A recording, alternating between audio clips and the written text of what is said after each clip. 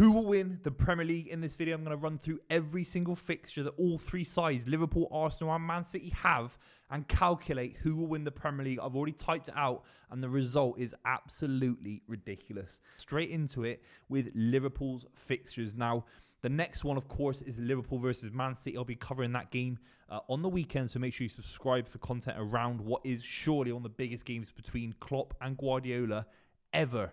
Huge. I've predicted Liverpool to win that game based on history, based on the record, based on the fact that Man City, whether with Roberto Mancini, with Stuart Pearce as manager, couldn't win there for 18 years. And there's obviously a win in there. Phil Foden scored one beautiful goal at Anfield in a 4-1 win in 2021. That is it. That is it. So I think Liverpool are going to beat Man City, and it's for Man City to catch up in games later on in the campaign after the international break. That's what I've genuinely predicted, but let me know what you think in the comments down below. Obviously, a draw would be a decent result as well for City, but I don't think there's going to be a draw in it.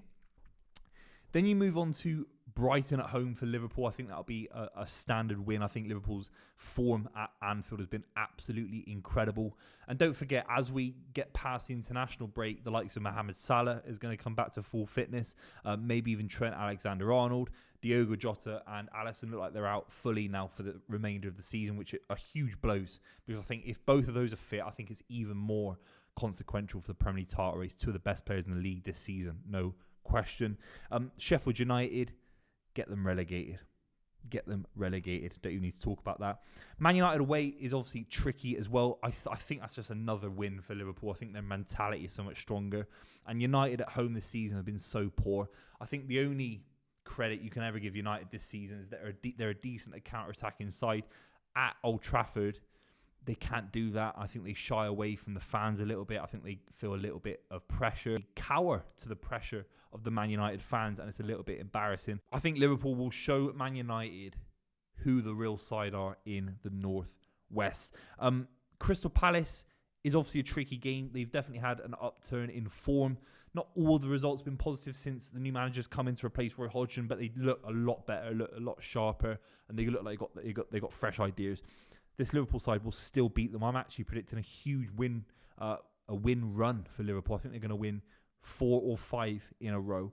I think they might stop the wins at Fulham. I think Silva's got Fulham playing really, really well this season. Compact defensive unit. The likes of Robinson's been fantastic. And I think their back four could keep a clean sheet. It could be a 0-0. And especially with the Europa League campaign kicking up, if they get past Sparta Prague, which is basically a certainty at this point, I do think that there has to be a game where the Liverpool fatigue kicks in and the Liverpool kind of cycle has to end. And I think it will be at Fulham. It looks like the hardest game for me on paper. I know that Man United are in there and Brighton, of course, but Fulham away is a little bit trickier than I think a lot of people will give them credit for. But don't be surprised if they win that game. After that, West Ham away, I think they'll win that game. I really do. I think West Ham have been up and down. It's hard to predict fixtures because obviously West Ham on some level have been better than Fulham this season. But again, West Ham have got Europa League to think about. Huge ties for them, potentially to go on and keep winning European silverware. At that point in the season, I think Liverpool rocking up to the London Stadium, it might be a bridge too far for West Ham to kind of build momentum in some of these Premier League games when they've got Europe to think about. On May the 4th, they've got Tottenham at home. Will the Tottenham Champions League campaign be over at that point? Will they just be floundering for like a vague European position? They might have already secured European positions based on Man United dropping points, and obviously the likes of Newcastle and Brighton. These guys can't catch up. So if United really fall off in the weeks prior to May, then actually Spurs going to Anfield might be a bit of a free swing and there is no pressure. And that can obviously create opportunities for Liverpool to, for what they need, their momentum to win the Premier League campaign. It will drive them over the line against Spurs. But obviously Spurs have got some very, very talented players that can definitely hit Liverpool on the counter-attack. But I think Liverpool should be winning basically all of their home games. Wolves after that, I think Gary O'Neill, Wolves will be the side that I think fall off the most at the end of the season because I think they've done so much work to stay in the league early. They've done it. They're not going to get relegated now. they'll be on their holidays. They'll be looking forward to next season. And I think fair play, because I think Gary O'Neill deserves Manager of the Season award, in my opinion. So that's where Liverpool can kind of prey on the kind of end of season fall off that some clubs that finish 10th usually experience. Then final game of the season. This is huge. Everton away. How many Liverpool derbies have there been to end the season with Liverpool trying to win the Premier League campaign or Division 1? I can't think of many. Absolutely huge. At this point, based on my predictions for Arsenal, Man City, so obviously stick around for those. That game is absolutely huge. I genuinely think all three sides will have a chance of winning the Premier League on the final day. Imagine how good that would be for the Premier League. And I think Everton hold the keys. Do I think Sean Dyche at Goodison Park could get a result against Liverpool? Yes. With the weight of Jurgen Klopp's final game in the Premier League for now as Liverpool manager, I don't know. I don't think they'll have the quality on the day. So I think that is a Liverpool win. So to my mathematics, maybe I'll have them somewhere on the screen here.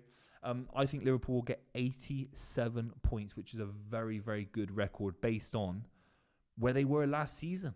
Right, we're talking about Arsenal. Very, very impressed with Arsenal's performance against Sheffield United. Again, relegate these lot, please. But Arsenal showed so much quality. I reacted to the game, so make sure you watch that video. But it's very, very interesting how Kai Havertz is in great form and Jorginho. And I think some of these players realise that there's a great opportunity to win the league here. If Man City have got one eye on Champions League football, Liverpool are going to be very, very spread thin. There might be some key injuries to a very, very weak Liverpool squad because of injuries. Then Arsenal have got this nucleus of players that are basically all fit. Gabby Jesus has come back from injury as well. They're all raring to go. They're all desperate to play. Thomas Partey's back in the squad as well. I think Arsenal have to hit the nail on the head, because next season, I know it's a bit of a trope in football, but next season will be harder for Arsenal to win the league than it is right now. And that was the case last season as well, of course. It's only going to get harder when Chelsea wake up, Man United eventually wake up, Spurs could kick on as well. Let's go on to their first game, March the 9th. Brentford, obviously this weekend as I record this video. They'll win that game easy.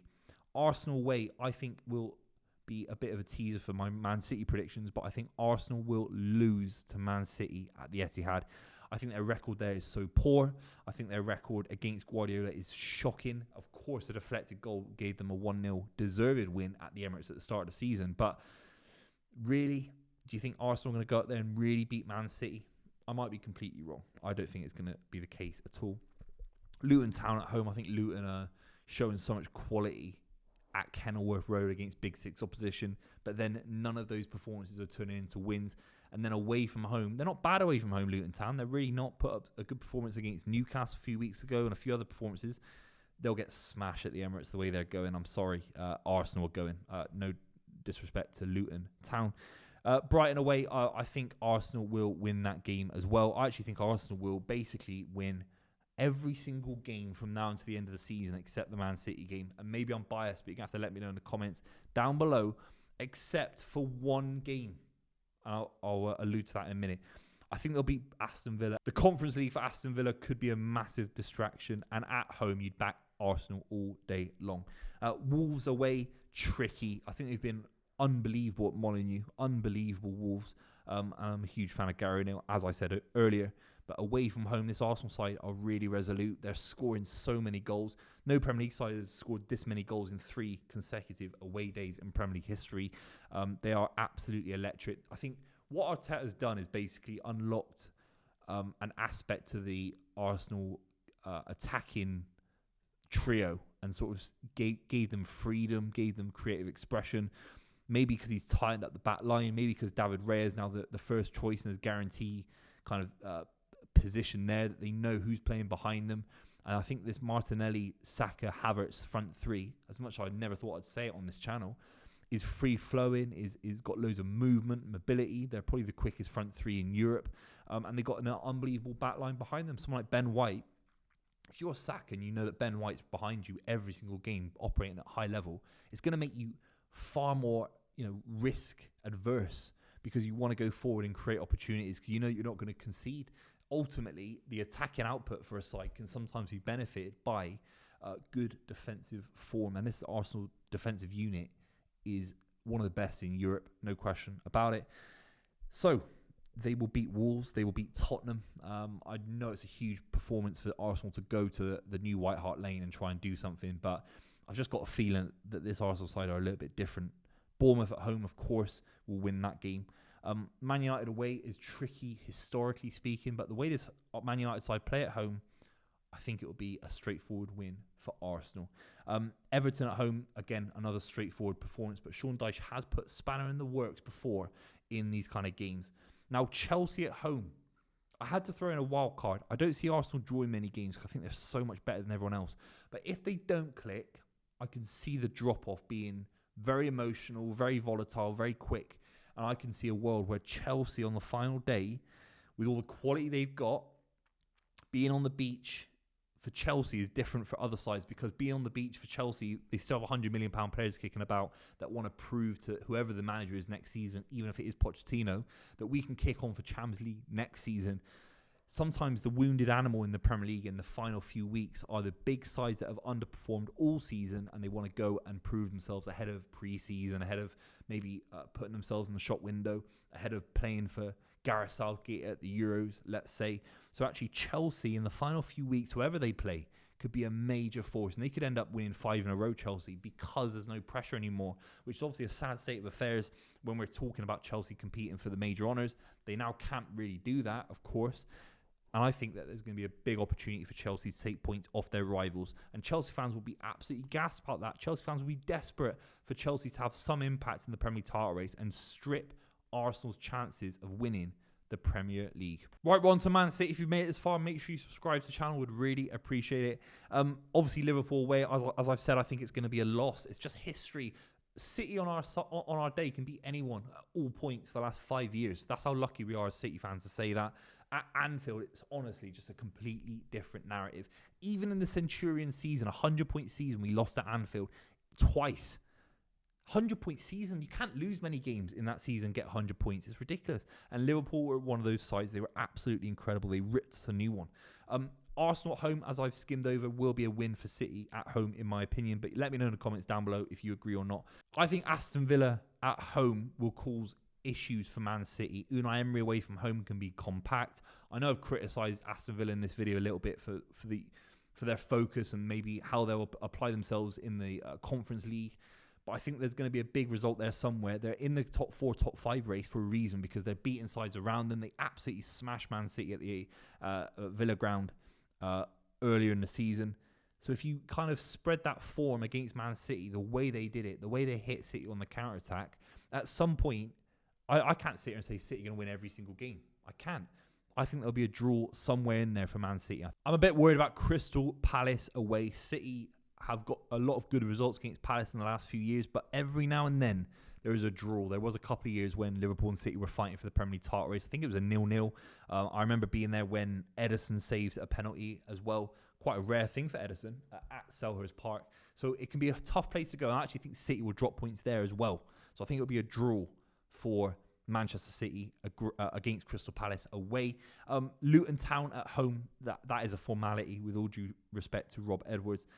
Tottenham away, I have to be a little bit biased here. The City record at the new Tottenham Stadium is shocking. Against Spurs away in general has been really, really poor based on the great standards of Guardiola. But something changed in the FA Cup and City beat Spurs 1-0. The atmosphere was electric. Limbs, it was incredible. I loved it. It was one of the best away days I've had in a long time. And I think that curse is gone. I think the curse is gone. I think we'll beat Spurs away. Nottingham Forest will be a win as well, in my opinion. I actually think City will win every game in that little run-in at the back end of the season. I think there'll be a dip just before. There has to be a dip somewhere. I think that dip will occur just coming back from the international break, just getting players back to full fitness. I'm sure there'll be a couple of injuries from international break. It always happens to City. I bet John Stones does 1,000,000%. But there'll be a run-in of when everyone's fully fit, everyone's clicked. Guardiola's got his best 11, which he usually does in the final 5 games. I think there'll be wins against Forest, Wolves, Fulham, West Ham and Brighton. Brighton, obviously a huge moment for Man City, because it was the moment where City stopped Liverpool winning the Premier League. Ilkay Gundogan scored after Glenn Murray, I think it was, scored against Man City to make it 1-0. Ilkay Gundogan scored a beautiful free kick. Aguero was incredible in that game. One of the best campaigns ever for a Premier League end of season. I'd say to get 98 points, absolutely outrageous. So that's how I see it ending up. If you can do quick maths, I think City will get 88 points this season. I think Arsenal will get 88 points this season. And I think Liverpool will get 87 points. All the sides have beaten each other. City have beaten Arsenal. Arsenal have beaten City. Liverpool have lost to Arsenal. And I think it will be the games in and around the sides that don't play each other, which is unfortunate. Sometimes you want that game to be so huge that it kind of mathematically changes things. And I think City might just get away with not being able to beat Liverpool this season, but beat Arsenal.